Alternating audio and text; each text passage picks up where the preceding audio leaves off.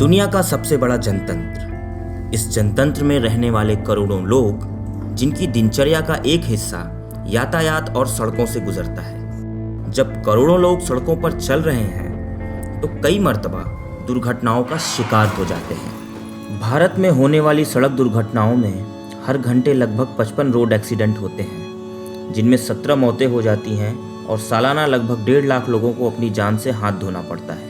सड़क दुर्घटना में जब किसी की जान जाती है तो न सिर्फ एक व्यक्ति की जान का नुकसान होता है, बल्कि उससे जुड़ी कई जिंदगियां तबाह हो जाती हैं। ऐसी घटनाओं को कम करने के लिए ज़रूरी है कि देश की सड़कों पर ज़्यादा से ज़्यादा ट्रेन्ड और स्किल्ड ड्राइवर ही गाड़ी चला रहे हों। इसके लिए ज़रूरी है उत्तम ड्राइविंग टेस्ट व्यवस्था की, जिससे हर एक ड्राइवर को सही ड्राइविंग स्किल से अवगत कराया जा सके।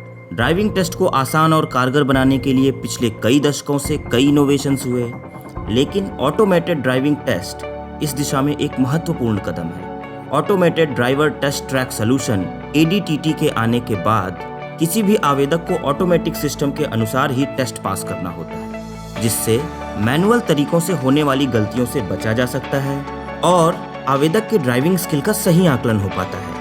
ड्राइविंग टेस्ट के लिए पहले आवेदक को ऑनलाइन पेमेंट और आवेदन करना होता है, जिसके बाद आवेदक को टेस्ट सेंटर के एडमिन ब्लॉक में जाना होता है, जहां टेस्ट ट्रैक पर जाने से पहले आपके गवर्नमेंट ID और डॉक्यूमेंट की जांच करके एक RFID कार्ड दिया जाता है। इस सेशन में सभी आवेदकों को ड्राइविंग टेस्ट से जुड़े नियमों के बारे में बताया जाता है, जहां से ट्रेनिंग वीडियो देखने के बाद बारी बारी से प्रत्येक आवेदक को क्रम के अनुसार टेस्ट ट्रैक पर जाना होता है।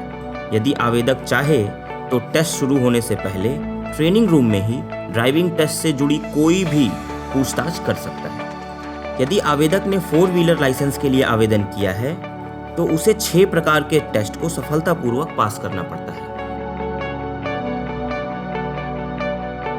अब आपको बताते हैं 4 व्हीलर ड्राइविंग टेस्ट के दौरान आवेदक को किन अलग अलग टेस्ट से गुजरना पड़ता है। टेस्ट ट्रैक पर जाने के लिए आवेदक को RFID को इस्तेमाल करना होता है। ध्यान देने की बात यह है कि प्रत्येक टेस्ट के पहले RFID के जरिए ही गाड़ी को ट्रैक किया जाता है, जिसके बाद बूम बैरियर खुल जाते हैं और सिग्नल ग्रीन हो जाता है। अब आवेदक को पहले टेस्ट यानी कि रिवर्स S टेस्ट के लिए जाना होता है। इस टेस्ट में S आकार के ट्रैक पर गाड़ी को पीछे की दिशा में एक निर्धारित समय सीमा के भीतर ही ड्राइव करना होता है।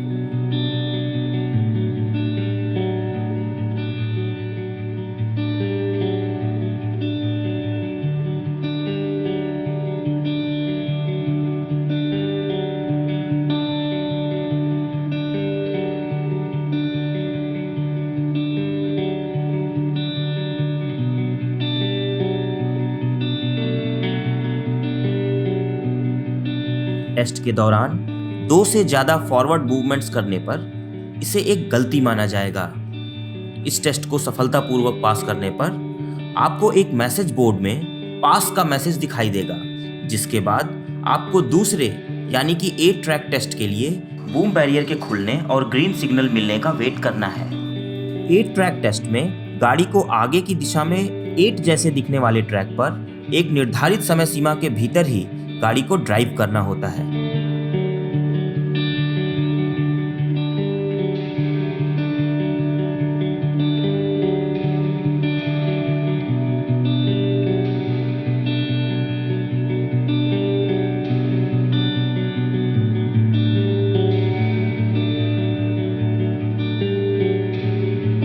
इस टेस्ट में कहीं भी गाड़ी को रिवर्स या स्टॉप करने पर इसे एक गलती के रूप में देखा जाएगा।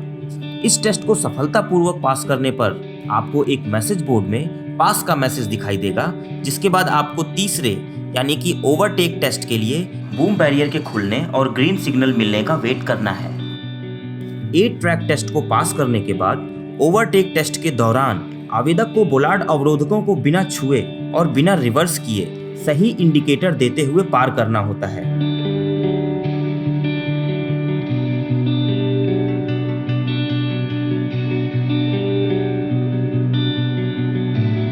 इस टेस्ट के तुरंत बाद ही आवेदक को ट्रैफिक जंक्शन टेस्ट के लिए जाना होता है।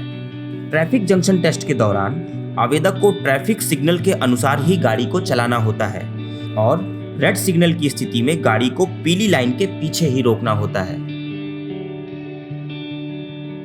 ट्रैफिक जंक्शन टेस्ट के बाद आवेदक को ट्रैक पर आगे बढ़ते हुए रिवर्स पैरेलल पार्किंग टेस्ट के लिए जाना होता है। रिवर्स पैरेलल पार्किंग टेस्ट में लाइसेंस उम्मीदवार को गाड़ी को निर्दिष्ट स्थान पर पार्क करना होता है।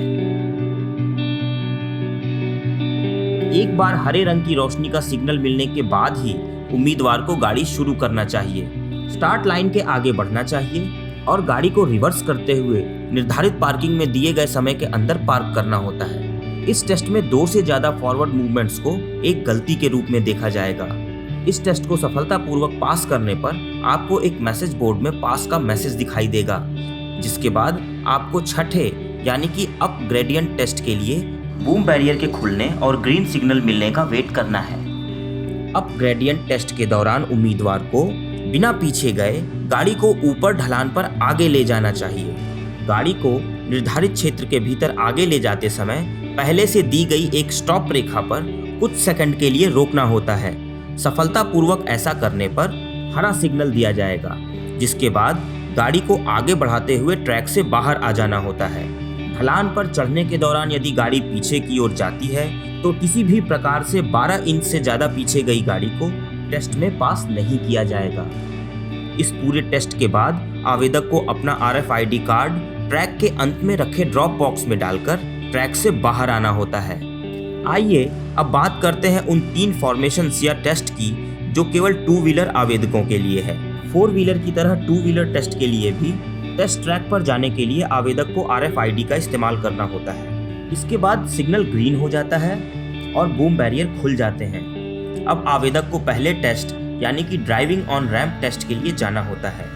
ड्राइविंग ऑन रैंप टेस्ट के दौरान आवेदक को 1 इंच ऊंची स्ट्रिप पर एक छोर से दूसरे छोर तक बिना रुके और बिना जमीन पर पैर रखे 2 पहिया गाड़ी को चलाना होता है। इस टेस्ट को सफलतापूर्वक पास करने के बाद आपको दूसरे टेस्ट यानी कि सर्पेंटाइन टेस्ट के लिए बने ट्रैक पर जाना होता है। सर्पेंटाइन टेस्ट में उम्मीदवार को एक नियत समय के भीतर गाड़ी को सिर्फ आगे की तरफ ड्राइव करना है। सर्पेंटाइन ट्रैक अनेक मोड़ों वाला घुमावदार ट्रैक है, जिसके सकरे रास्ते पर गाड़ी को आगे की तरफ बिना रुके और बिना पैर रखे लेकर जाना है।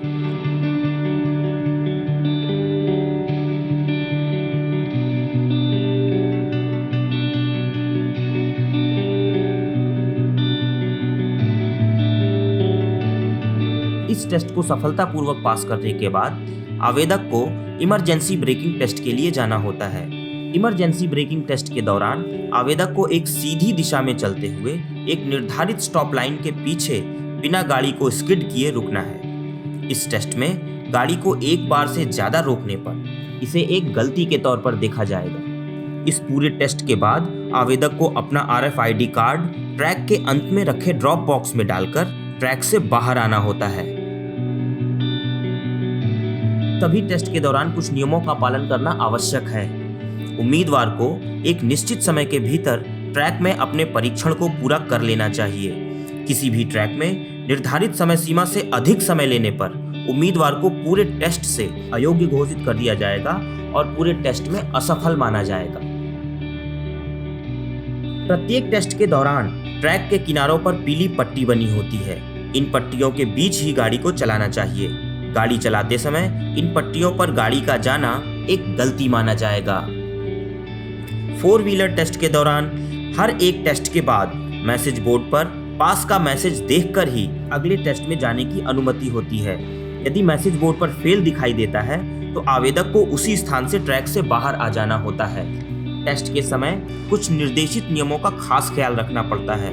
नियमों की अनदेखी करने की स्थिति में उम्मीदवार को टेस्ट में फेल किया जा सकता है और फेल होने की स्थिति में लाइसेंस आवेदक को 7 दिन के बाद दोबारा टेस्ट का मौका दिया जाता है। इन तमाम जानकारियों को सुनने के बाद आपने ऑटोमेटिक ड्राइविंग टेस्ट की सभी प्रक्रियाओं को अच्छी तरह समझ लिया है।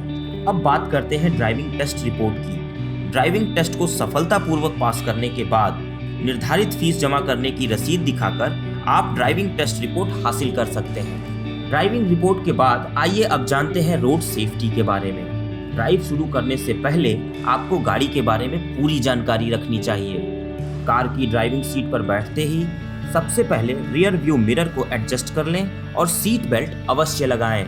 गाड़ी के गियर एडजस्टमेंट, क्लच और ब्रेक की पूरी जानकारी होनी चाहिए। तेज रफ्तार में अचानक से लोअर गियर या रिवर्स गियर का इस्तेमाल न करें। गाड़ी चलाते वक्त अपना पूरा ध्यान सड़क पर रखें। गाड़ी में तेज आवाज में म्यूजिक न बजाएं। मोड़ों पर टर्न इंडिकेटर का इस्तेमाल करें। अपने आगे चल रही गाड़ी से हमेशा दूरी बनाकर रखें। 2 पहिया वाहन चलाते वक्त हेलमेट पहनना कभी न भूलें। कभी भी सिग्नल तोड़कर गाड़ी को न भगाएं। ग्रीन सिग्नल मिलने पर ही रोड को क्रॉस करें और ट्रैफिक पुलिस के निर्देशों का पालन करें। एक बात समझना आपके लिए जरूरी है, सिर्फ ड्राइविंग लाइसेंस का मिल जाना दुर्घटना न होने की गारंटी बिल्कुल नहीं है। जब सभी गाड़ी चालक सड़क नियमों का ईमानदारी से पालन करेंगे, यातायात नियमों का ध्यान रखेंगे, तभी दुर्घटनाओं पर अंकुश लगेगी।